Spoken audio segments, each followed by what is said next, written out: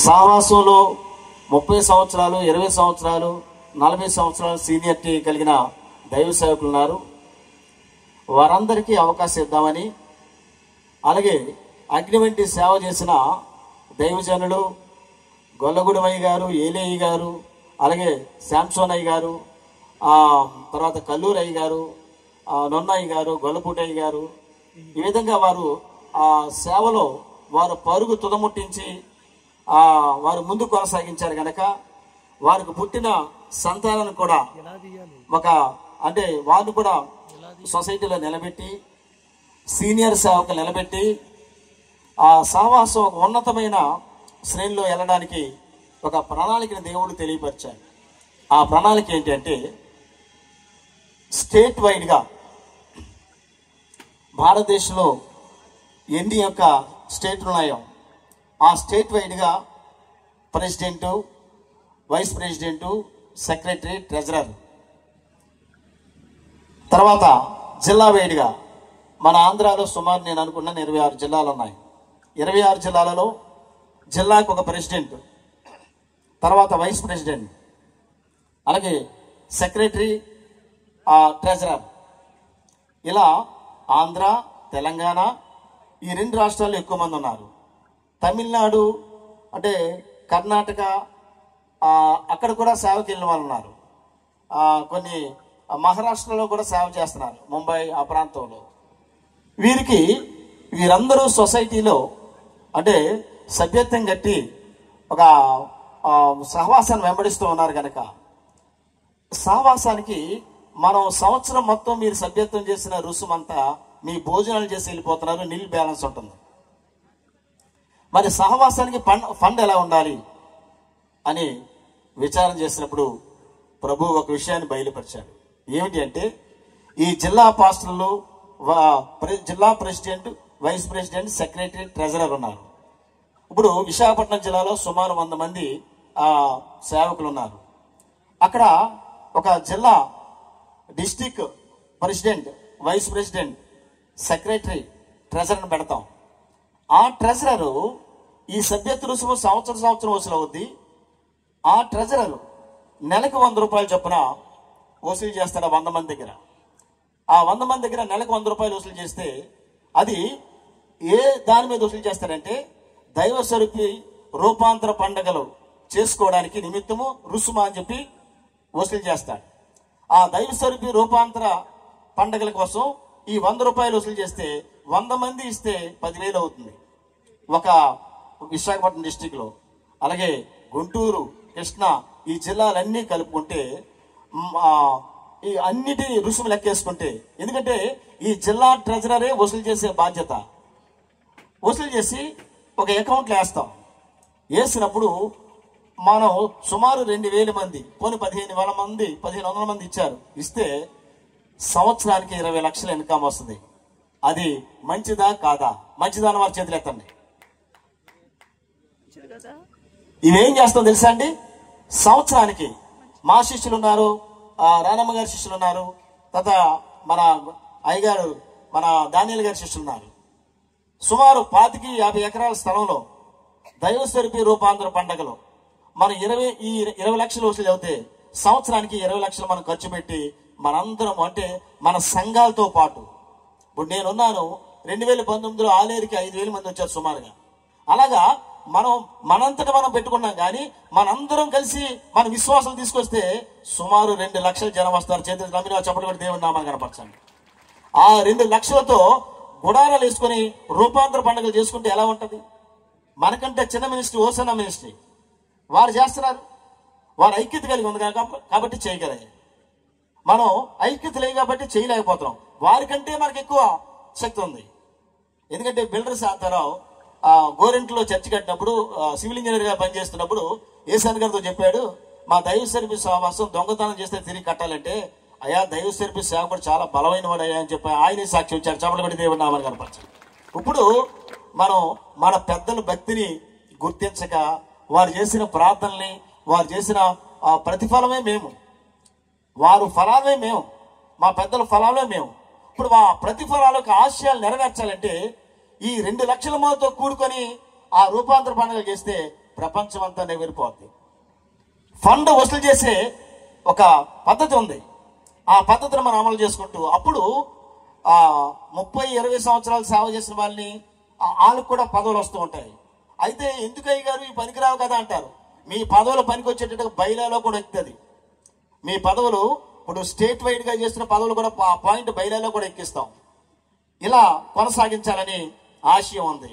ఇది అందరికీ సమ్మతమేనా? అందరికి ఇష్టమైన అన్న చేతులు ఎత్తండి. ఇదంతా అందరికీ సమ్మతమేనా? దేవుని నామానికి స్తోత్రం కలుగును గాక.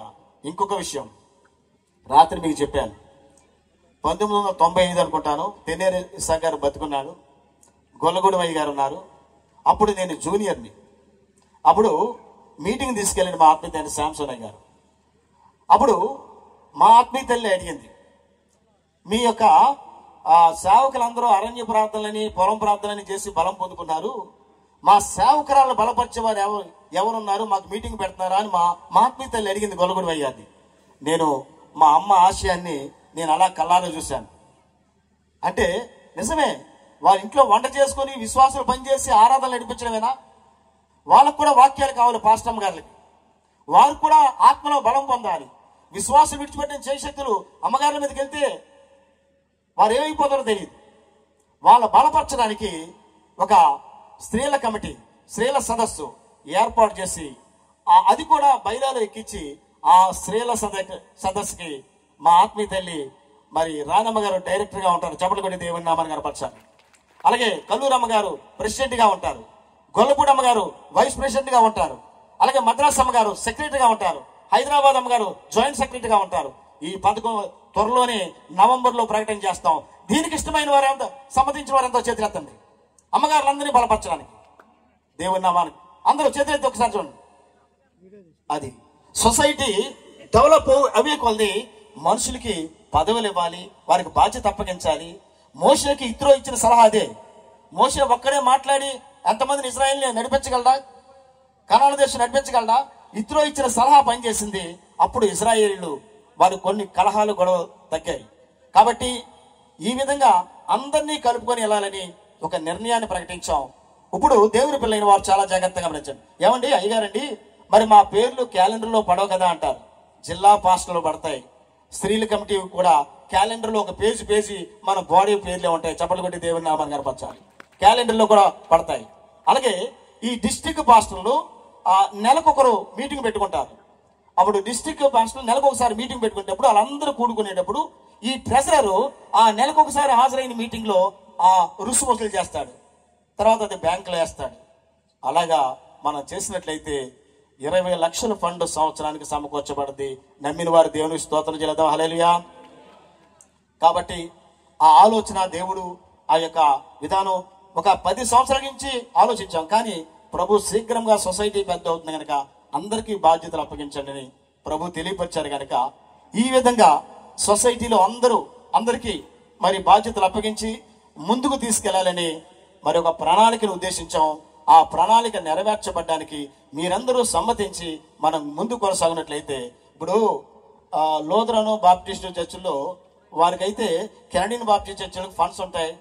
వాళ్ళు కలహాలు ఆడుకుంటారు. మా దానికి ఫండ్స్ ఉండవు. మేమే 15,000 20,000 ఖర్చు పెట్టుకొని ట్రావెలింగ్ చేసుకుని వచ్చి మీటింగ్ జరిపించి వెళ్తూ ఉంటాం.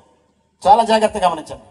ఇప్పుడు మేము గతంలో ఇంకొకటి అంటారు, ప్రెసిడెంట్ గారు వస్తే రూమ్ కావాలి, కారు కావాలి, ఇలా కావాలని మీరు మాట్లాడేవారు కొంతమంది ఉన్నారు. మేము సంసోనయ్య గారు రానమ్మ గారు ప్యాసింజర్ ట్రైన్లో బాత్రూమ్ దగ్గర కూర్చొని వచ్చాం. వచ్చాం. ఒకే క్యారేజ్లో సంసోనయ్య గారు తింటే, అమ్మగారు తింటే, పిల్లలు తింటే మేము కూడా తినేవాళ్ళం. మాకు ఆ తారతమ్యాలు లేవు. ఆ విధంగా కొనసాగాం. కష్టకాలంలో వచ్చాం కాబట్టి ఇప్పుడు వయసు వచ్చింది, తిరుగుతున్నాం కాబట్టి రూమ్ అవసరం ఉంటుంది, కొన్ని సదుపాయాలు అవసరం ఉంటాయి.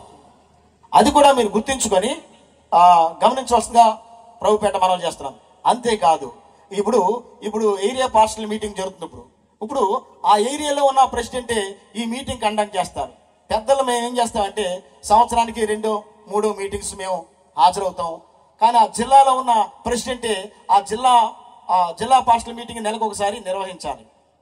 ఇలాంటి ఒక గొప్ప పథకం ఆలోచన దేవుడిచ్చాడు కాబట్టి ఈ విధంగా డెవలప్ చేయబోతున్నాం. కాబట్టి ఇలాంటి అంటే జిల్లా భాషలు స్త్రీల కమిటీ ఇది కూడా బైలాలో యాడ్ చేస్తాం. కాబట్టి మీరెవరు మనందరూ సమ్మతించి సొసైటీకి మీరు బలంగా మూల స్తంభాలుగా ఉండాలి. మా పెద్దలు చెప్పినప్పుడు మేము మాట్లాడాల. ఒకసారి బొడ్డవరంలో సేవ చేస్తున్నాడు జేమ్స్ గారు. సంసోన్ అయ్య గారిని నన్ను పక్కన పెట్టి ఫోటోలు పెట్టి మీటింగ్ పెట్టాడు. నేను అన్నాను, ఆత్మీయ తండ్రి పక్కన ఫోటోలు పెట్టి తీ అర్జెంటుగాను అని చెప్పాను. ఆయన పక్కన మా ఫోటోలు ఎందుకు పెట్టాను జేమ్స్తో నేను గొడవాడాను. ఆయన స్తుతి కూడా పెట్టాడు. మేము అలా భయపడ్డాం, పెద్దలకి ఆ విధంగా గౌరవించాం. మా ఫోటో ఆత్మీయ తండ్రి పక్కన పెడితేనే మేము ఒప్పుకోలేదు. ఆత్మీయ తండ్రి పక్కన మేము ఉండడానికి అర్హులు కాదని. ఈ దినాన మీరు అంటే చిన్నలైన వారు, పెద్దలైన వారు మనకు ఒక సంస్కరణ నేర్పించారు మన పూర్వీకులు. చాలా జాగ్రత్తగా ఉంచండి. దాన్ని మనం కొనసాగిస్తూ ముందుకు తీసుకెళ్తేనే అది గొప్ప దీవెనకరం. చప్పట్లు కొట్టి దేవుని నామాన్ని కనపరచాలి. అప్పుడు టెస్టింగ్ చేసేవారు. ఇప్పుడు డానియేలు నాకు చెక్కపల్లిలో సేవ చేస్తారు. డానియేలు వెనకదలకు వచ్చినారు. వాళ్ళ నాన్న ఏలియా గారు అగ్నివంటి దైవజనుడు. ఎన్కేపేటలో సేవ జరుగుతుండగా లాజరయ్య గారు వచ్చినప్పుడు మంచి విందు భోజనం ఏర్పాటు చేశారు. కోడిని కోసారు, గాలిని కోసారు. భక్తిని టెస్టింగ్ చేశారు లాజరయ్య గారు. గాలిలో నేను తిన్న నేను ఇది అన్నాను, వెళ్ళిపోయాడు. ఏలియా గారికి మనసులో బెంగ పట్టుకుంది. నేను గాలోడు లాంటి భక్తి ఏం చేశాను, పవర్ఫుల్ భక్తి ఏం చేశాను కదా అని చెప్పి బాధపడుతుండగా ప్రభు అన్నారు, ఆయన పెద్ద ఆయన గద్దించారు కాబట్టి నువ్వు వెళ్ళి క్షమాపణలు అడిగన్నారు. నెల్లూరు వెళ్ళాడు. లాజరయ్య గారు లోపల కూర్చొని ఏలియా గారు వచ్చారు, చూడ కాలు కడుక్కొని నీళ్ళే ఉన్నా, లోపల ప్రేమ ఉంది. అప్పుడు అమాంత కాళ్ళ మీద పడి ఏ విషయంలో నేను బాధ పెట్టానయ్యా అని చెప్పి క్షమాపణలు అడిగి, తప్పు లేకపోయినా క్షమాపణలు అడిగి ముందుకు కొనసాగించారు. కనుక ఆ మెట్లో మనం ఉండాలి. చప్పట్లు కొట్టి దేవుని నామాన్ని కనపరచాలి. అంటే ఆ తగ్గింపు మెట్లో ఉండాలి. మన పూర్వీకులు ఆ విధంగా చేశారు కాబట్టి మనం కూడా ఆ విధంగా కొనసాగించాలి. కాబట్టి దేవుని ప్రియా సంగమా, దేవుని పిల్లారా, వివాదాలు ఆడుకోవడానికి, కలహాలు ఆడుకోవడానికి, పంతాలు తీర్చుకోవడానికి మనం ఈ సమయం మంచిది కాదు. ఎందుకంటే నిరీక్షణ లేని ఇతరుల వలె మనం ఉండకుండా మన పూర్వీకులు నేర్పిన భక్తిని, ఇంకా వారు స్థాపించిన సంఘాన్ని మనం ఇంకా విస్తరించినట్లుగా మీరందరూ వెనక కూర్చున్న సభ్యులు సహకరిస్తారని ప్రేమతో మనం చేసుకున్నాను. ఈ కొద్ది మాటల దేవుడు దీవించును గాక. Praise lord.